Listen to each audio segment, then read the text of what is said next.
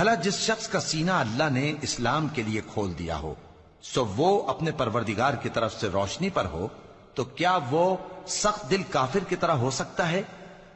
پس ان پر افسوس ہے جن کے دل اللہ کی یاد سے غافل اور سخت ہو رہی ہیں، اور یہی لوگ سراسر گمراہی میں ہیں۔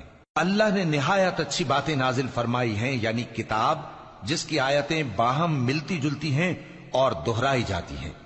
جو لوگ اپنے پروردگار سے ڈرتے ہیں ان کے بدن کے رونگٹے اسے سن کر کھڑے ہو جاتے ہیں، پھر ان کی کھالیں نرم ہو جاتی ہیں اور دل بھی نرم ہو کر اللہ کی یاد کی طرف متوجہ ہو جاتی ہیں۔ یہی اللہ کی ہدایت ہے، وہ اس سے جس کو چاہتا ہے ہدایت دیتا ہے، اور جس کو اللہ گمراہ رہنے دے اس کو کوئی ہدایت دینے والا نہیں۔ بھلا جو شخص قیامت کے دن اپنے چہرے پر برے عذاب کو روکتا ہو، کیا وہ ویسا ہو سکتا ہے جو چین میں ہو؟